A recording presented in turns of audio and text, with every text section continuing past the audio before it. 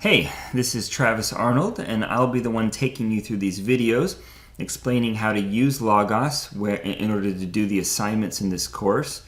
And this is probably what Logos looks like when you first open it up after you download it and get it all installed. And this is what we call the Logos home screen. And it basically looks like a website. It'll probably start out with different studies you might have begun, which you probably have not started any yet, or different links to different features in Logos to pick up where you left off, that sort of thing. And then it will usually go to different things, sort of linking to Logos' website, different books you can buy, things you can explore. You can add, if you press this little plus menu at the top, you can add different features to what you're going to see when you open up Logos and you go to your home screen, like daily devotionals, previous work layouts that you're in the middle of that you can just sort of see there, lectionary, prayer list, reading plans, things like that. We're actually not going to spend a lot of time in the home page because we'll just usually go right into the other place we call the desktop or the workspace. But before we go there, let's go up to the top left-hand corner, and this is what we call the dashboard. I think that's what Logos calls it. And the two major icons that are going to help us the most right now are the home screen and the library tab. And then further on, we have this little button, which is actually itself an icon called the search icon. And if you press it, it will open a special window. And if you want, you can already just start typing in passages or words or things in this Go bar and click Go and just see what happens. And it will actually start to open up different workspaces and things like that. And then you have docs, guides, tools. We'll come back to these other things as they become important to us later. But for now, let's look at the home icon. If you press the home icon, it'll take you to a blank area. At least it will be blank if you haven't done anything yet in Logos. And if you ever want to go back to your home screen, you just click the home screen and then it will go right back to there. So this toggles back and forth between the home screen and what we call the desktop or the workspace. And right now, what I then want to take you to, I want to show you how to set this up so that you can see your screen similarly to how I'm going to have my screen laid out as we walk through these videos. And so the next icon I want to draw your attention to is the library. It looks like a little stack of books. Well, that's what it's supposed to look like. And if you hover over it, it says library. If you click it, it'll open up this little drop-down window. Don't go outside of it because it might go away. You just sort of stick in this window. And this has the books of your library, what you own. You own probably, maybe you don't, fewer books than I do if you have starter or bronze. And there's multiple ways you can kind of view this. And we might come back around to this later. But you can either sort of, if you don't see this left-hand menu, you could just click this three-line menu kind of expands this left side menu where you can search by subjects. For instance, I might go to my Bibles and then it'll give me all my Bibles here, and then I might further want to add certain specifications. I want to go specifically to Bibles that have the subject Bible and the type encyclopedia, so that I'm getting Bible dictionaries, So you can explore different filters for what kind of books you want to bring up here. I think for most of us, I'm just going to erase these filters. I think for most of us, you'll just probably start typing things in, like Bible, or if you want a specific Bible, the NASB, and then it'll bring up very easily what you're after. So there's multiple ways to explore your Bible. We will come back, or your library. We'll come back to that later. If you're not seeing it how I'm showing it, there's different views over here. So you can do tile view or cover view. I've selected details view, and that allows me to see things like title, author, rating, type, and multiple different things actually that I might want to show here so that I can see the type of book it is and all that stuff. Anyway, for now it's good to know that this is how you're going to open up all of your resources. It's just your library. Very intuitive, whether it looks like squares or grids or like this. Open books this way. So for now, what I want to begin to do is open up some Bibles. I always study in the NASB, so I'm just going to type in NASB, and I'm going to find this NASB 95 update. That's the one I like to use. And if I just click on it, Logos is going to open it up. This might look different from a Bible you're used to. For instance, there's all these features down here. We'll come back to those later.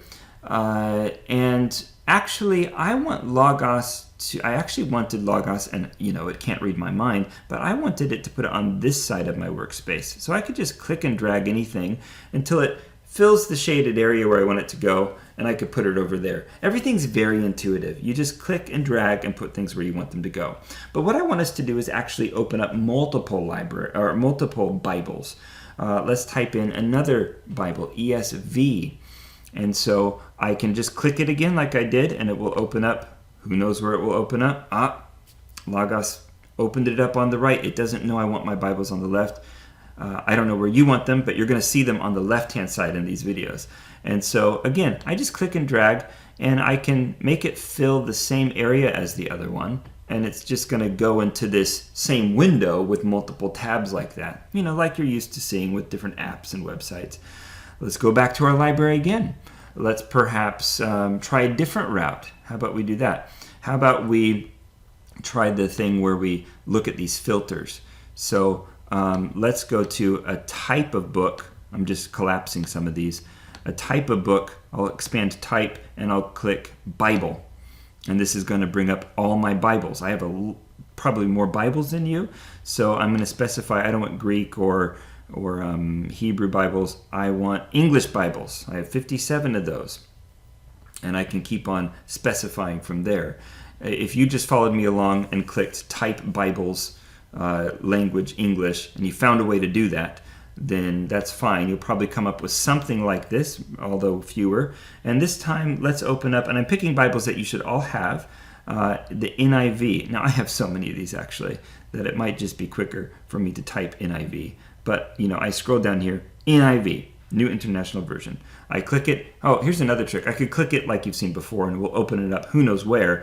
Or I could just click on this Bible, the sort of link here, and hold on to it before I let go, and see I can drag it to different places, and I could tell it right away, actually I want you to go right there, because I'm opening up my Bibles in a row. And let's do one more. Let's do it the way we did the first couple ones. You should have the Message. And I don't know if you've caught on to what I'm doing, but I'm opening up, and because we haven't talked about this yet, but I'm opening up different types of Bibles. These are different Bibles that go along a spectrum of super literal, almost woodenly literal with the NASB, to a little less literal, more kind of conveying meaning, to kind of right in the middle with the NIV, and just super paraphrased in the Message. And I kind of want to, when I'm reading my Bible, I don't know if you like to do this. I hope you will begin to like to do this, because we'll show you why it's important. But I'm just kind of comparing Bibles as I go. I might be studying John 1:1, and I want to see how they each word it. Let me tell you something you can do, so that even though I just went to John 1:1 in my NASB, it didn't follow me in the rest of these Bibles. Let me show you a little trick. So all the Bibles you just opened, or if you go back and try this, I want you to open these Bibles. And on the little menu on the right, so there's like a table of contents sort of menu on the left, but I'm talking about this menu on the right here. I want you to go to each of that. This gives you kind of features of whatever book you're in. And toward the top, it'll say Link Set A. And I'm going to click, or B, C, D, whatever. I'm going to click Link Set A. So I've just set my NASB to Link Set A, whatever that means. And I'm going to set the rest of my Bibles to the same link set. What I'm doing is linking them together. By the way, I can also increase the text size of any book this way as well. Link Set A. I'll do the same with NIV, Link Set A. And the same with the Message, Link Set A. Now, since I've linked them in the same set, you see that I'll say A there. Now, when I go to Colossians chapter 2, for instance, in one Bible, they're all going to follow me there in all of the Bibles. And so this is a handy tool when you're studying. You could just sort of have your Bible kind of follow you along here. Well, we are looking at how to open up different types of resources and setting it up the way you're going to see me in the videos have it. Let's go back to our library. This is where our tried and true place to find our stuff. And I'm going to, I want you to look for Bible dictionaries with me. So the way you'd find that if you use this filter system here would be, and you can kind of collapse some of these if you're there's just too many things to look at. So I want to start by going to, oh, I see, I have to clear all the I have to clear all the things that I've already chosen so that it gives me a clean slate. Okay, so I want to go to the type of resource, because the type of resource I want is going to be encyclopedias, because the next thing I want you to open up is going to be an encyclopedia of sorts. So I'm going to click encyclopedia, but we're not done there yet. Then I want you to go to subject. So we've already set the type encyclopedia, and I want to do encyclopedias that focus on the Bible as its subject. So what's this going to bring up? What we call Bible encyclopedias or Bible dictionaries. Now again, you might have just one or two. You might have, I think you would have the Lexham Bible Dictionary, which is a great one. I think you'll have the old ISBE, the International Standard Bible Encyclopedia, pretty robust one, but you'll probably be sticking with Lexham Bible Dictionary. And if you've got bronze, you might have the Holman Illustrated Bible Dictionary. So you can always add more, just like you would add books to your Kindle or whatever. But let's open the Lexham Bible Dictionary. Let's just open it up. Oh, it put it where I wanted it to. You see, what I want is my Bibles on the left to read my Bible, and then I want Bible aids and other resource type books on my right. And so I've got my Lexham Bible Dictionary there. And Bible dictionaries are just ways to, it's like Wikipedia for your Bible. They're like encyclopedias. I like mine over to the right. And you can open up two, I guess, if you want. Let's look at another type that you have. Let's say you should have the International Standard Bible Encyclopedia or some version of this book. I'm going to click it and drag it over here. And you can even do the same sort of thing as you did with the link sets over here. I'm going to choose a different link set this time because this is by topic, not by Bible, so I don't want to confuse Logos, but I'm going to type link set B to Lexham Bible Dictionary and link set B to my other one, and then where I go in one, it goes in the other. If there's a like, if I look up David in Lexham Bible Dictionary, if there's a similar article in the ISBE, it should follow. And I'm kind of shocked that there isn't a similar article in the ISBE. Oh, maybe it's because it's not worded the same way. Let's try another one. Let's try Abraham. There we are, followed me. So same principle. My Bible dictionaries can kind of follow me. And I knew that they were both topic-based resources, so I could set them to the same link. And so this is basically how I'm going to have my video tutorials look. Bibles on one side, dictionaries, that sort of thing on the other side. And then we'll add some things as we go along. But let me stop here and do something that I think is rather important for us to do. If we go back to, let's go back to your library. And actually, just so we have more space in our view here, let's do something here. I want you to right click or control click or however you get to kind of extra menus on your computer. And I want you to open this in a floating window. Okay, open in a floating window. Or you could open it in a new tab, whichever one, but it's gonna, if I open it in a floating window, I get my whole window is just this library instead of this original window I was in. And I could open any number of tabs here as well, or I could have made it, I could have added my library, for instance, open in a new tab. I could have done that and had a tab over here. However you do it, what I want you to do is go to the three-dot menu of your library. Even if you're opening it the original way we were doing it, it doesn't matter. And I want you on the menu to click prioritize resources. Okay, prioritize resources. And this is going to open up a little window to the right, and it tells you what to do. Drop resources you want more info in, or you want shown more info, more often in the software near the top of this list. So what I want you to do is in your little find resources slot there, I want you to type, we're going to type the ESV, but whatever Bible you want to be the main Bible you always default to. I think the videos might favor the ESV because it leans toward the literal, but it's kind of more easy to understand. It's a great study Bible, but it's easy to follow. So you just click and drag the ESV over here. Now what you've told Logos is that if it's going to have to choose a Bible for you, it's going to choose ESV because it's at the top of the list. Well, of course it's at the top of the list. There's nothing else in the list. Well, you might get how this works. I might say, I also like the NASB, and I also like the NIV. And I can add different resources there. But whatever one is the topmost resource of this type, which the ESV is for the Bible, that means that that's the one it's going to prefer. What does this mean? Like if I'm in a Bible dictionary, for instance, and you see all the links, all the Bible references are always linked in Bible dictionaries. If I hover over this, it's going to give me a little pop-up of what you're reading. Now, this is, for me, this is honestly revolutionary.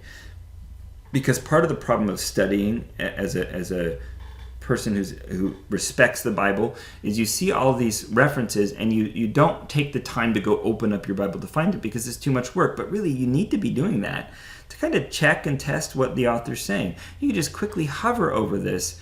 I seriously caught myself with a hardcover book putting my finger on a cross-reference a couple years ago, expecting subconsciously for a little pop-up, and I was so inconvenienced to realize I have to go on my phone or my hard copy Bible and find the Bible reference. Otherwise, I'm going to be duped by some false theologian and what they're saying. Or click on it and it's going to open up my ESV. Why my ESV? Because I told it I want my ESV to be the number one Bible I use. And there's a few other resources you're going to need to do this for. Let's go ahead and do this now, and we'll come back around to it later. I want you to type just the words DBL, and you should have purchased at least two resources. We would have done it for you. Dictionary of Biblical Languages for Greek and Dictionary of Biblical Languages for Hebrew. And these are going to be what you tell Logos you want it to go to. If you're looking up original Hebrew or Greek word, you probably don't have any others anyway, so it's maybe a superfluous task, but just throw them in this list anyway. It doesn't matter where they are. Logos is just going to know whatever one is the topmost of that type. It's going to prefer first.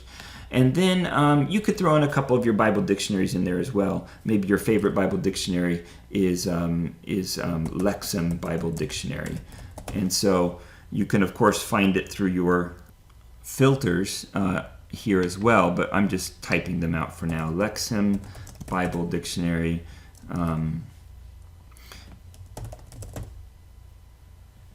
And I've told it now that that's my favorite encyclopedia type resource for the Bible. Anyway, it's very important at least to put your favorite Bible, whatever it is, in this list, and Logos, even if there's no others in the list, Logos will know that's the one you want it to go to. Okay? And if you want to hide this prefer or prioritize resource, you just unclick it. And then you're back to your old library the way it is. I'm going to close this for now because we're not going to need to access our library at the moment. Okay, another thing I want to show you to do is how to save your layouts. So I've just got my library, my workspace, my layout all set up the way I like it for now, even to the place where I'm currently at in the Bible, in Genesis 12 and these articles in the Bible Dictionary. This little icon to the right here, this little squares and rectangle, if you click on it, it's going to give you some suggestions of here's different types of layouts for different types of studies that we put together for you. Here's different homepage layouts for your homepage. But these down below are my saved layouts. Now, I already have some here, as you can see. And anytime that I say I like it the way it is, I can right now save this as a named layout. And if you click that, you could say I'm going to name this layout, whatever you're going to name it. preferred layout. If you share it with the spouse, you're not supposed to share it with anyone else other than a spouse. You could say, like we have here, Trav's layout, Rachel's base layout. And then from now on, no matter what's happened, if you've ruined things, you've closed things, you want to get back to where it was, and you're just confused, just go back here and just find what you saved. And even if you didn't save anything, it's going to take screenshots of how the software appeared in the last several weeks. So you can just pick whichever one you think is the one that you want it to open up to. So this is a great tool to use. And along those lines, I want you to do something that's probably going to save you a lot of time as well. I want you to go to Tools up at the top, and Tools are going to take you to different tools that you can use for Bible study. But in the tools, if you scroll down here, it's kind of hard to find, so I'm just going to take you through it. You would expand utilities, like I already had it expanded. And so you go to Tools, Utilities, and Program Settings. It's kind of buried there. And toward the top, you can, I want you all to select this. At startup, open to, meaning when I start Logos, I want you to open to, and it's probably defaulted to the home or blank layout. If you have it set to that, every time you open up, it might be frustrating to you because it's like you've lost the way that you just went through all this trouble to set it up. But if you click actually open to most recent layout local, the most recent layout that I did on this device, this computer, then it's not going to open to your home screen. And it's not going to open to a blank area. It's going to open to exactly where you had it left off before. And then another thing that you might like to avoid embarrassment is when it says play sounds, just say no. Just say no to play sounds. If you flash back to Reagan era drug campaign, just say no. Nancy Reagan. Okay, play sounds, no. I think this will still play sounds if you want it to, like later, playing the sound for how to say a Greek or Hebrew word. But what this means is when you open it up, it's not going to do the little Logos jingle, which is a wonderful jingle. I love the jingle, but maybe if you're in a church meeting or in a class, you don't want everyone to hear the jingle. Okay, so that's all I think that you should do in the settings, or in the little settings we just looked at. So we've done quite a lot here. We've set up our Bibles to the same tab here, to the same link set. We've opened at least one Bible dictionary, your Lexham Bible Dictionary. We'll describe what these are later. This is just getting us set up. We have shown you how to save your layouts, and we have prioritized within our library. We've prioritized at the very least our favorite Bible, which you might just do the ESV for now and follow along with me, and maybe a couple other resources. But we'll come back and shore this up if we need to later in future videos. The only thing I'll leave you with for now, as we end the video, is to go to your, I'm going to close this little filter bar, to go to your library, and I want you to type in one word, Quick Start. Not Quack Start, Quick Start. Look, no. I think it's because I still have, if you still have those filters set, it will only be searching in those filters, which is why I get annoyed by using them. I always have to remember to delete the filters by pressing all, otherwise your searches aren't going to work right. So I've deleted my filters and now do type in Quick Start. And this is going to, you should probably only have Logos 9, not previous Quick Starts, because I've gone through multiple versions. But go Quick Start for Logos 9, just open it up. Who knows where Logos will spit it out, but it's put it over here on the right. And these are just, I'm going to have you go through them on your own, getting ready to study with the Go box up here, how to use this, how to use that, how to use your library. What I just showed you is very cursory. You can go through this on your own. Many of these things we're going to come back to, and many of these things we won't, because this course isn't covering everything in Logos, not by a long shot. We're only specifying certain things that are accomplishing the goals of our course in Intro to Bible Study. So, and this is all just scratching the surface too. You could go to like YouTube or Vimeo and find other videos people made. I think there's other videos on logos.com that can go in quite depth, into quite a lot of depth for how to use Logos. But for now, you might just peruse through these quick start videos. If you want to do further get further information even before we dive deeper into the videos I've made for you. So library, quick start, one word, and you can begin watching those videos. Okay, that should do it for now.